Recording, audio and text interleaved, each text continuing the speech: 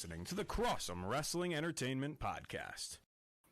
Good morning, ladies and gentlemen. How's it going? Noah Cross, the Magician here, along with Tyler Bard, coming at you with episode 28. 2 more to 30, sir. 2 more to 30 of Crossome Wrestling Entertainment. Yes, I have my Ray Phoenix impersonation going on today. Just remembered I had this in I didn't even notice that. What? I know. It just blended right in. It did. I never even noticed you were wearing a mask. I did. I've actually worn a mask every episode. So what? I know. It's just who am I? People don't recognize it. That's just our way of getting more views on all of our videos. So people are gonna go back and look now. It's gonna be great. So the last episode of Dynamite was a bit of a banger. I think it was all right. There was some good matches. It definitely improved. Yes, absolutely. And just a quick reminder, we are streaming on Facebook, YouTube at Bard and Cross Entertainment, Twitch at TBard5195, and you can also find us anywhere where you find your favorite podcasts. Yes, sir. And the biggest reminder here is that we are not a market substitute for AEW's Dynamite. Please go watch Dynamite live every Wednesday at 8 p.m. Eastern Standard Time on the TNT Network. And with that being said, let's hop into the action where we got some singles action here, where we saw Darby Allin, our TNT champion, take on Joey Janela for the TNT Championship. Woo! Dynamite opened with Janela making his entrance for his TNT title match against Allin. The small crowd sounded bigger than usual as it cheered for the challenger. Are they pumping in sound? It almost felt like it. Because I feel like we'll talk about it again later. There was a moment where the crowd was so loud for no reason, and I'll bring it up when we get there. Okay. They locked up, and the bad boy applied a waist lock. Allin backed him to the corner for a clean break, but got in Janela's face for a second. Janela was not impressed. The champ put him in a hammerlock and kept it on after a few attempts at the counter.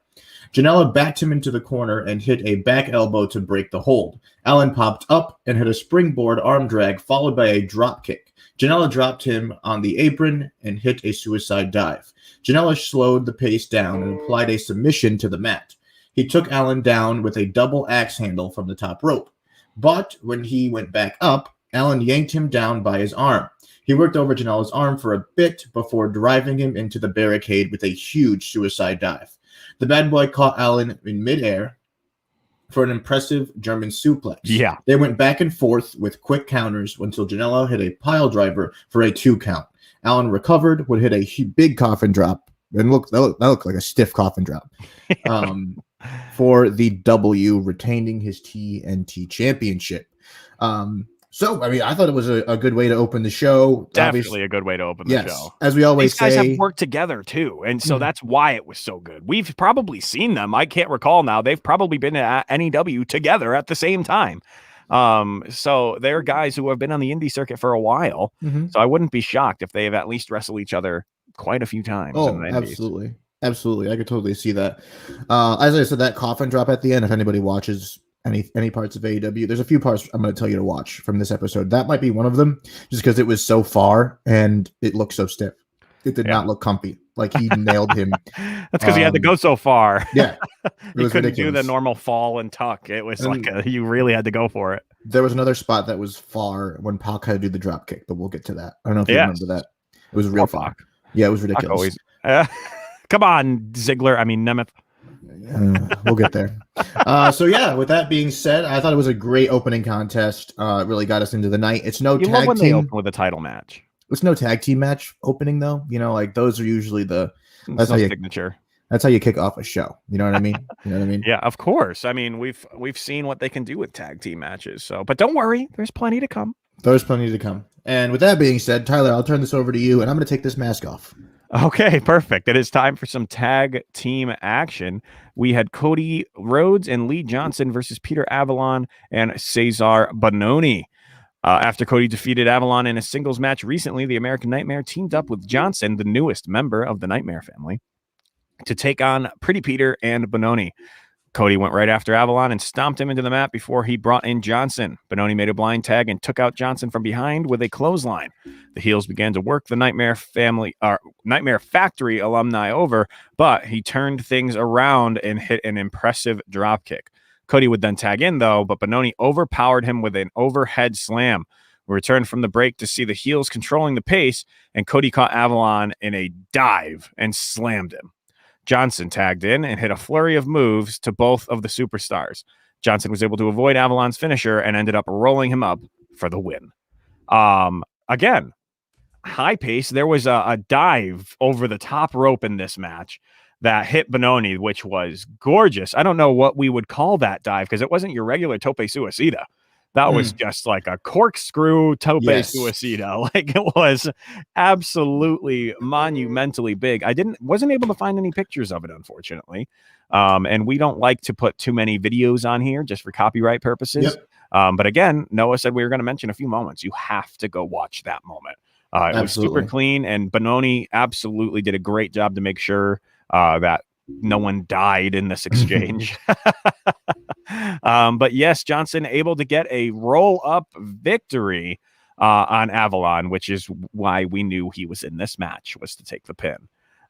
So again, pretty damn good match. 2 in a row. Yeah, I really like this one. And that spot where Johnson did that corkscrew, whatever you would call it, that got me by surprise because I wasn't ready for that. Like, I was just sitting watching. I was kind of laying back in my seat, and then he was going across. I was like, all right, he's gonna do some type of dive, right? Like, he looked like he was gonna go through the middle rope. Yeah, well, a dive that we see literally in every single match, right? So I wasn't thinking anything different. And the next thing you know, he does the corkscrew, whatever the hell that was. I would call it. Literally corkscrew tope. Yeah. I loved it. I literally went, woohoo, okay. And I rewinded it. I rewinded it twice because I was just like, again. Wait, what did he do? Like that? I've never seen. And you and I watch a lot of wrestling, like especially leading up to this point, like in high school and whatever else. We watched a shit ton of wrestling. Right. So I've never. We have to, I'll have to ask. We'll have to ask Kyle and say, Kyle, genuinely, have you honestly seen something like that before? I can only think of someone like in WWE, maybe one of the old Lucha guys did it. Like someone like Rey Mysterio may have. I don't know if they potentially did it gone that like good. That. Who might? Oh, who might have? Sin Cara. Sin Cara was in his early days. Sin Cara was old always Sin Cara. Yeah, original OG, not Azul or Sin Cara Negro or Sin Cara 50,672. No, the original Sin Cara was probably one of the guys who I could say could hit it. But again, that's just me trying to give credit to some of these other wrestlers. But man, wow. That was another one of those, like, damn, like incredible moves that we saw on tonight. Oh, yeah. And there were Definitely watch that match. Not in this one, though, unfortunately. And there was even the use of some rogue potatoes. We'll have to talk about that. Yeah, we'll get to that. So 2 good matches to open the show led us into, I would just say, the squash to really get break. Get Pac over. This was kind of stupid, to be honest. Oh, Ryan's in the match. Bathroom break. Excuse me. Yeah, bathroom break. Like Gotta go. Something like that. So we got Pac versus Ryan Nemeth, a.k.a. Spirit Squad Dolph Ziggler. So, really does look like him. Come on, like that is just like the Spirit Squad. I'm not even just saying that. Like, that is legit. I wouldn't even be surprised. I'm gonna find a picture of Spirit Squad Dolph Ziggler. Do. So please go ahead. I'm just gonna say I wouldn't even be surprised if Ryan Nemeth actually was just like a big fan of Ziggler and that's who he wants to model his career after, which is cool. Of course he is. Cool. Don't get me wrong. But I mean, come on. If you're not going for that, then I don't know what you want me to say to you. Anywho, after a backstage segment with Hangman Page, Matt Hardy, and the Dark Order, Pac made his way to battle Nemeth. It looked like they would have a clean start before Pac took him down with a few kicks.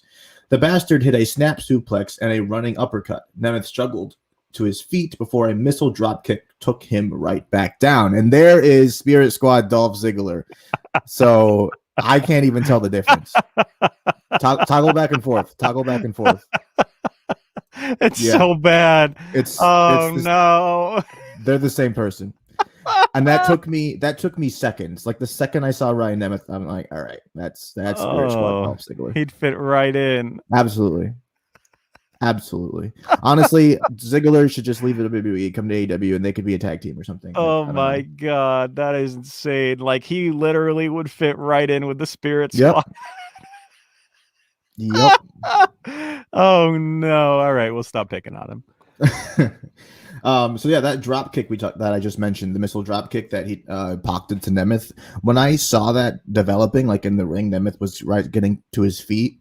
I said to myself, he's way too far away. Yeah, like stupidly far. And Pac was waiting for him. It's like, all right, you're gonna like get up and then move closer, maybe that'd be nice. And he didn't. So Pac just had to send it. Like he hit it though. He hit it, but I mean, because he's Pac, I mean, you know, he was gonna hit it regardless. But it was just like, what the hell?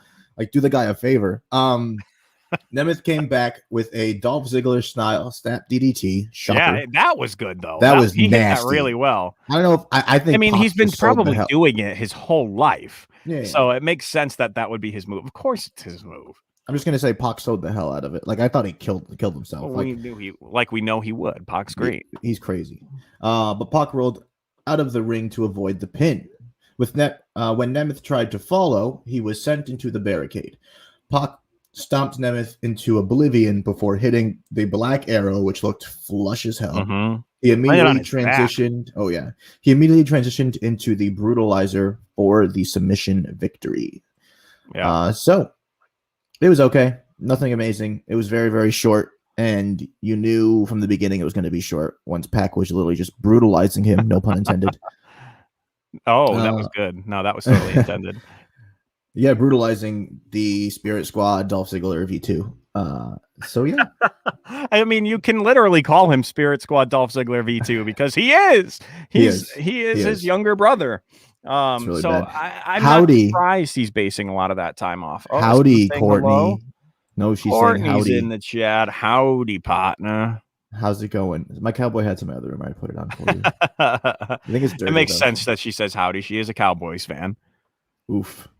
I know. So Courtney, you know how I work in a middle school? Funny side trajectory. And Tyler knows this. A lot of the kids in the middle school I work in, they think I look like Dak Prescott. Oh. If anyone thinks I do, can you just comment? Maybe say yes or no. I don't know. I don't think so. But while we're on the topic, I might as well get a picture of Dak Prescott. Well, yeah. So it's actually here's a funny story. So we teach virtually now because of COVID sometimes, and I was teaching Oh, thank you, Courtney. She likes my Dunder Mifflin hoodie. I was actually watching The Office this morning. But anyway, one of the kids on the virtual school call, as I was subbing a class, had a question. So they, most of the time they're like, "Oh, Mr. Cross," or something like that. But this one kid who calls me Dak Prescott all the time goes, I'm just sitting there, the classroom's all quiet, and just hear this little voice from the computer go, "Excuse me, Dak Prescott?" And I'm like, no, I can see it. Oh, okay. I guess so. Actually, I want to grow my hair out a little bit. Like when you guys have your hairline is the same. Yep. And when you grow your facial hair, that's how your facial hair grows. It is. Wow. It's just really short right now. Yeah, your kids are smart. They are. They and honestly, they picked that up like right away. They were like, "Oh, Dennis Scott," and then every time I see a few of them, they're like, "Oh, how's the ankle, man?" Or like, "Doing all right? Is it, you healing up all right?" They're saying, you're gonna be MVP next season. I'm like, no, I'm not. Hey, Mad Dog, welcome in. Good to see you. Thanks for everyone on Twitch who is tuning in right now. That's where we've got a big audience right now. So remember, if you want to interact with these emotes and whatnot, you can get in the Twitch. We even have some new ones from Drew that he made, my emote maker. Here you go. Ain't nothing but a thing. It's me with some beautiful sunglasses on. So when I burn Noah, which I do on a regular basis, you can go ahead and just throw those emotes in the chat. No, don't shake your head at me. Speaking of sick burns, the next match here featured the beautiful rap stylings of the Acclaimed, who took on MJF and Chris Jericho. You like that transition, didn't you? Please take it away, Tyler. Gorgeous. Absolutely. As Noah said, it was the Acclaimed versus MJF and Chris Jericho. It started with Sammy Guevara having a backstage confrontation that ended with Guevara punching MJF in the gut. Before this match, MJF told Jericho what happened and had his ribs taped up as if they were broken now. Anthony Bowens and Max Caster, looked confident on their way to the ring. MJF started with the match against Caster, but quickly tagged out to Jericho. Caster took down the veteran with one shoulder tackle and tagged in Bowens for a double team effort. MJF would come back in, and Bowens dropped him right on his face and upper body for a near fall. Y2J and his best friend took control as the show went to the break. We returned to see the Inner Circle members using a classic leverage technique in the corner until Aubrey Edwards, caught them cheating. After Caster broke free, Bowens and Jericho tagged in and had a nice exchange. Bowens went and picked up MJF and drove him to the mat. He knocked Ortiz off the apron while the ref was distracted, and Caster hit Jericho with his boombox for a 2 count. I thought that was it, personally. I thought they were going to get a dirty win over the Inner Circle. I agree. Jake Hager, though, would push Caster off of the top rope turnbuckle, allowing for Jericho to hit the Judas effect for the win. Guevara came out after it was over with a bit of an announcement for Chris Jericho and the rest of the Inner Circle, saying, "I quit." And he walked out of the Inner Circle. I don't know about you. I felt like this was coming. I just wish we could have had a little bit of a more dramatic way for him to leave, like beating the shit again, like bad out of MJF. I get it. He punched him in the gut, but like a little lackluster, but good. This is going to finally, hopefully, be his face push, which I think he desperately needs. And we're going to get to see him do some singles action. Hopefully him and MJF can go toe to toe at the next pay-per-view. Yeah, I mean, we'll see where they decide to go with this one. The whole Sammy Guevara quitting thing, which is kind of like, oh, no. You know, and I thought the part afterwards, I forget what the interviewer's name is. Marvez. Thank you. When Marvez met Sammy outside, and he was like, "Why did you quit the Inner Circle?" It's like he just said why. Like in the ring, he said, "If that guy does anything again, I'm leaving," and it happened, so I'm leaving. And then 2 freaking seconds later, Marvez, "Why are you leaving the Inner Circle?" What is this, like a White House press conference? Well, it felt like an XFL interview on the sideline. Like you're literally interviewing the guy who wants nothing to do with you. Like, excuse me, why did you throw that interception? Why are you talking to me right now? I'm obviously mad. Like, that's literally what that felt like. So it was. I'm happy it happened. I just think it could have happened another way that would have been a little bit more entertaining. Yeah, no, I agree 100%. I hope they have time to recover, though, to, I guess, make some type of beat happen. Or I think this is the end of the Inner Circle for now. It'll come back together, but I think this is the beginning of the end, and we're going to lose Hager here pretty soon. They're all going to start falling apart, and when they're at their weakest, that is when MJF will turn his attention to Chris Jericho, and they will have their rivalry. I could see it. I also want, in my mind, maybe Sammy has to assemble his own group to take on the Inner Circle. That would be cool, but Hager would be conflicted, so maybe Hager joins with him. And you're telling me there's going to be 2 teams of 6, and so it's the Nexus versus the Nexus. Yeah, and one person's not going to turn on their own team. Come on, this is wrestling. Damn Big Show. Do you watch this? Like, do you know what we're talking about? I know. And I hate to compare it to other wrestling matches we've seen in the past, but it is true. A lot of wrestling, there's only so much you can do. And so every time there is a massive moment, it's that much more exciting. But there are, for as long as wrestling's been around, there have been a lot of betrayals. We can go all the way back to the 5th man, Hulk Hogan, as one of the biggest surprises and swerves in wrestling history. So who knows? And I'm not going to say this is going to be anywhere near that caliber of a turn, but maybe Jake Hager is the one who turns on the Inner Circle when Sammy comes for them. We'll see. We shall see. And one thing is that, speaking of one acclaimed faction to another, please enjoy a few Clovercrest Media ads. Clovercrest Media Group presents a CMG podcast, Keys to the City. Keys to the city, baby. When you see us, so you know. Crossed up by Kobe, little floater to Shaq, and then Shaq goes like this, and the rest is history. Pay attention. Don't tell me what to do, Devil Woman. But speaking of those Lakers, but I hold on, stun. But I didn't make I said Denver's gonna win. Yeah, you did. You said that. There's no other show like that. Clovercrest is doing great things right now. Streaming everywhere. When I was 12 years old, I became a Jack Nicholson superfan. This happened almost overnight on an evening in February 1997 when I first saw The Shining. Here's Johnny. In those 20 plus years, I never stopped being a Jack superfan. I want the truth. You can't handle the truth. Get ready for You Don't Know Jack, hosted by me. Subscribe today on your favorite podcast platform. Welcome to Ivy League Murders. On this podcast, we focus on cases affiliated with the Ivy League, exploring the darker side of higher education. What happens when genius becomes evil? My name is Sarah Alcorn. I'm a Harvard graduate, and I've been a private investigator since 1999. Join me and longtime crime diva Laura McDonald for Ivy League Murders. I'm gonna get it right one day. Hey, remember how many times you used to do the messages for your voicemail? It goes something like this. What's going on, everyone? Thanks for locking into another episode of I'll Piss You Off Shortly.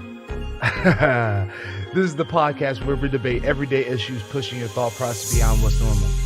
The topics discussed here are meant to be intense, promote growth, and at times may have you feeling a little bit uncomfortable. Me too, a little bit. We may not always agree, and we will more than likely have varied opinions. But with that being said, I can't promise to be your favorite podcaster. Neither do I want to. But I can promise to be transparent, fair, and open-minded. So please, if you think you've got the stamina, passion to debate, analyze, and challenge the normal, please take a number. I promise you, I'll piss you off shortly. Hey, mama, I got a podcast. Hey, I got a podcast. Hey, I got a Kyle and I. Okay, stay alive, Charlie. Stay alive. Stay alive. Just take your time. If you got to start jumping to keep yourself, do the slow jump. You'll keep yourself alive longer.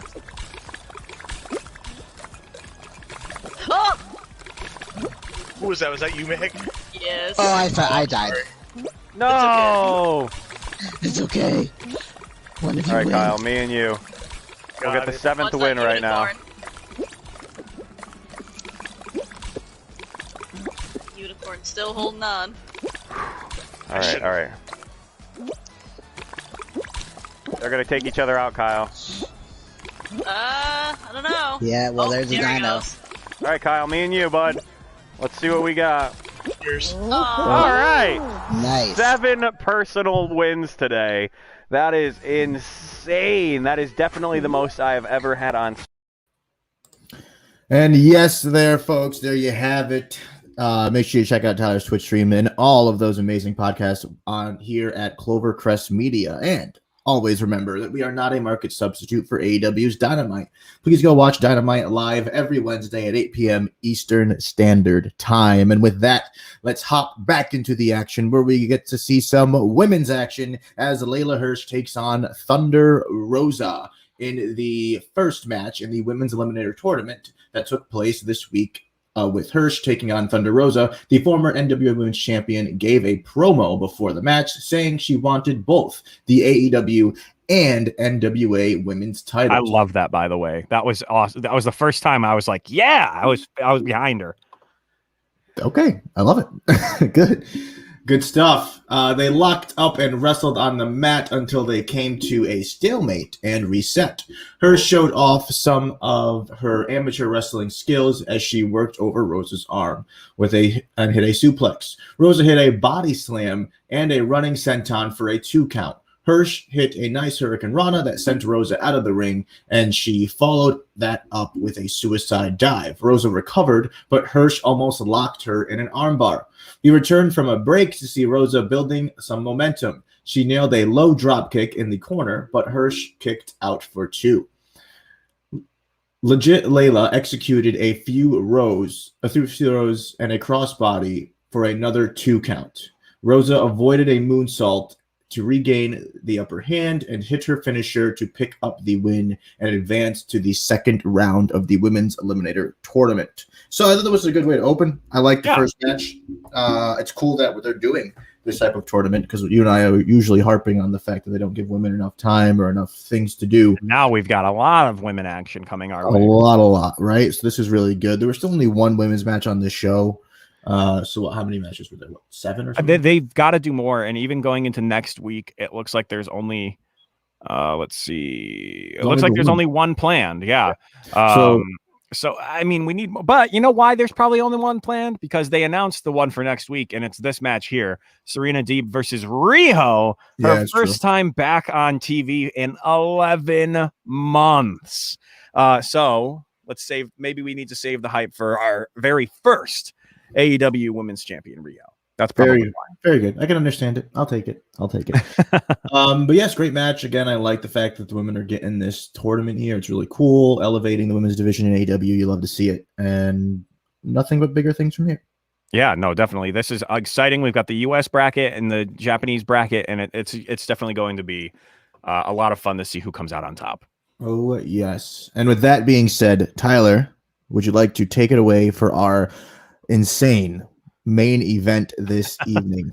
I guess I can do that. I mean, it was a boring. No, I'm kidding.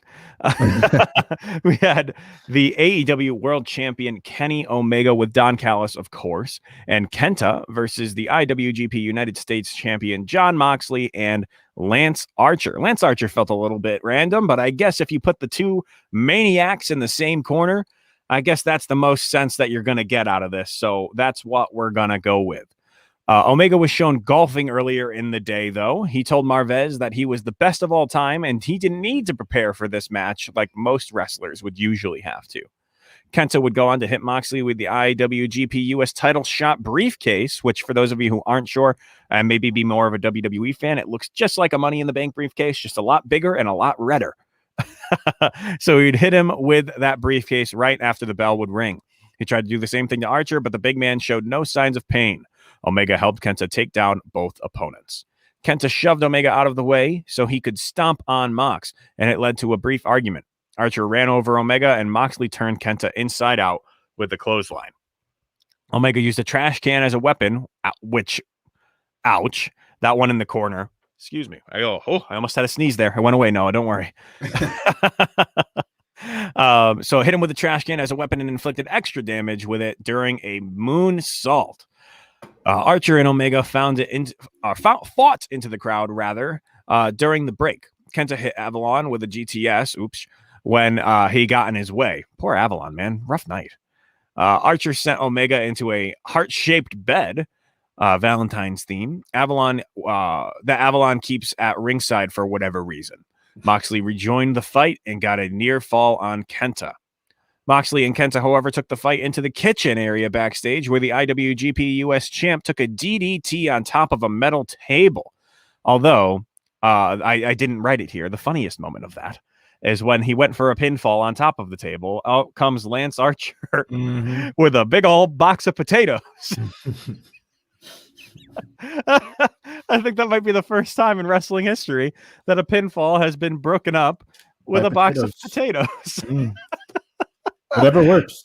I mean, it's literally going to be hooked to his character now for a long time because the internet refuses to ever let things go. Yep. So congratulations, Lance Archer. You're now Potato Man. It took a few minutes for everybody to make it back out to the ringside area, but Kenta tried to put Moxley through a table with a double stomp, but the table, unfortunately, didn't break, which we all know hurts way more. Archer chokeslammed Omega and walked across the top rope to hit a moonsault for a 2 count. I don't know about you, Noah, but I've been getting super impressed with the big man's ability to do these incredible moves. Definitely. The Good Brothers would end up coming out and attacked Archer and Drake Roberts, who had gotten himself involved in the match. And Moxley came in with a barbed wire bat to take out the intruders. Omega would then hit Archer with a V-trigger, but he needed to help to get him up for the one-winged angel. He would go on to hit that move and get the pin. And by needed help, I mean they literally hoisted that man up onto Omega's shoulders because of the mass of humanity that is Lance Archer.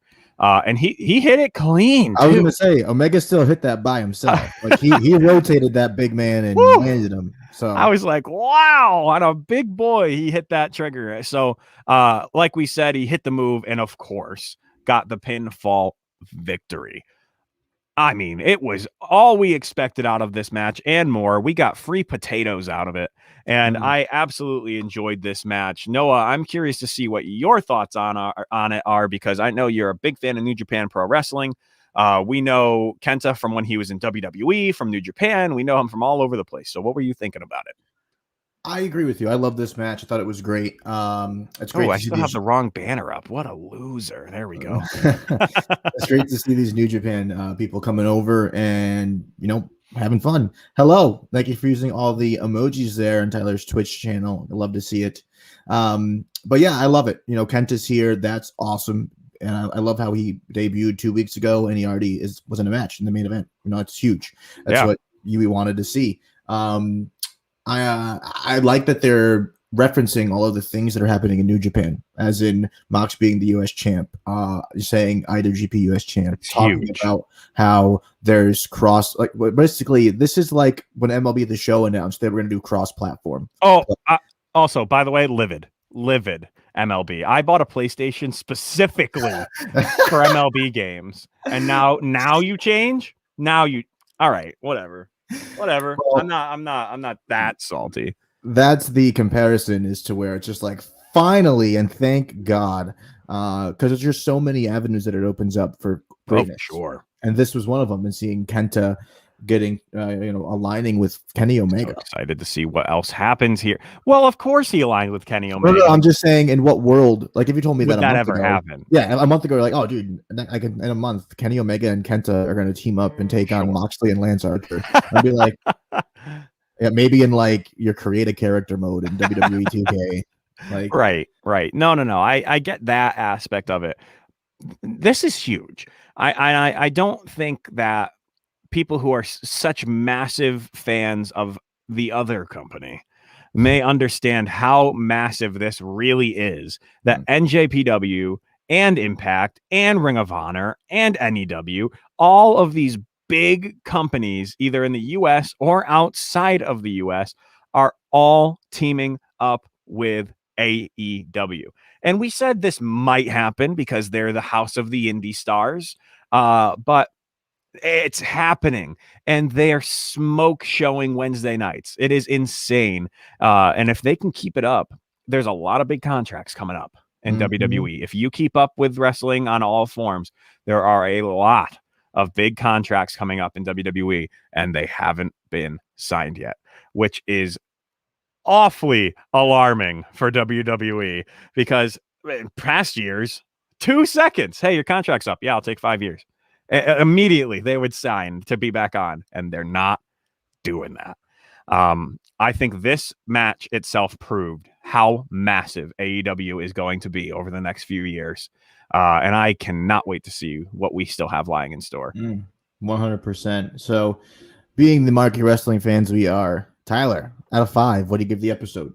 I give it a 4 because the majority of the matches were very good.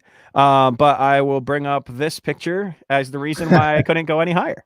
Oh wait, that's Dolph Ziggler. What am I doing? No, I'm kidding. Obviously, Ryan Nemeth, you are a good wrestler, but the match itself was just meh. I'll give it like a 4.25 or something like that. Okay. And the 0.25 is only because of the amazing flippy shit by Lee Johnson as well. Yeah, man, that deserves. Oh, we'll concur. Those moves were incredible, so he deserves to have that little bit of an edge over some of the other, par episodes we've given. For sure. So that leads us into our preview for next week's episode, February 17th, and we already talked about how we're going to see the women's eliminator tournament first round matchup of Serena Deeb taking on Riho after being out for 11 months. Riho is making her return to AEW Dynamite. Sting calls out Team Taz. As we saw in this last episode, they strapped Darby Allin, who was inside of a body bag, to the back of an SUV and drove around the parking lot. And Sting ran out of the building with a baseball bat like he was going to do something. Ran is a choice. Well, yeah, he strolled. He was like, he Michael Myers his way out of the building. He's like, I guess I got to go. I got to go save Darby again. Yeah, it's like great. No, you know what, Noah? This is honestly, of all the things coming up next week, I am very excited for this because there's not a chance in hell that Darby is going to be involved in this segment. And if he is, the man's indestructible. So I think that we might get another person introduced into this rivalry. And maybe, just maybe, it's one of Sting's old buddies from back in the day. We'll see. That's just a prediction. Wait, I need a name. No, that's the fun part. I need a name. I will come up with who exactly I think is going to be, but I do think that Sting is going to call for some backup. Maybe one of Taz's old worst nightmares from back in the day. But we'll see. Maybe he gets a legend involved. Maybe he doesn't. Maybe it's someone new. But I just think that's someone they need to even the odds a little bit because they are greatly outnumbered. All right. I like it. I like it a lot. All right. And then we'll see Hangman Adam Page and Matt Hardy and Private Party take on the Hybrid 2 and Chaos Projects. This is going to be a great match. Lots going to be going on here. This has to open the show. Come on, AEW. Give me that tag team match, curtain jerker. And then what will definitely be our main event, we will see the tag team championship match between the Young Bucks and Santana and Ortiz. Oh boy, this is going to be good. So there was another one too, Noah, that you might not have seen on there. There's FTR with Tully Blanchard versus Matt and Mike Sydal. I just jumped over it on the script because I clearly don't know how. I had closed the script, so I wasn't sure if I just didn't write it. Oh, no, you're good. So, yes, FTR versus Matt and Mike Sydal. Always fun to see FTR in the ring. And then, obviously, the Young Bucks and Santana and Ortiz. So, we have 3 tag team matches next week. Oh, boy. Yeah, you know what?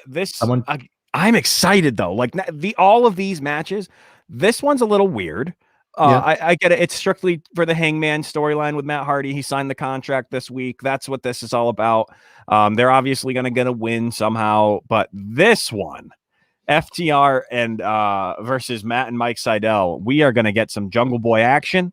He's going to get some redemption for his boy, and I am excited. Like I said, Jungle Boy is one of the most over superstars. No, they're not superstars. One of the most over wrestlers in AEW right now, and I'm very excited to see what he does when he gets his hands on these two. Oh, hell yeah. It's going to be good. So looking forward to next week's episode of AEW Dynamite. And please remember, we are not a market substitute for AEW Dynamite. Please go watch Dynamite every Wednesday night at 8 p.m. Eastern Standard Time on the TNT Network. And with that being said, if you love podcasts, make sure you visit clovercrestmedia.com for a wide selection of great shows covering sports, business, relationships, pop culture, politics, and true crime. There are over 28 shows on the hashtag CMG Network, and if you don't find one you like, you can start one of your own. We can help you launch your podcast for as little as $15 per month. ClovercrestMedia.com is the website to visit. Make sure you check it out and tell your friends all about it. You can visit ClovercrestMedia.com and click on the link for the latest on your favorite CMG sports podcasts, as well as blogs, videos, and latest information. And with that being said, this was Crossome Entertainment. I'm your host, Noah Cross. Joining me, my best friend, Tyler Bard. We will see you next time. Thank you.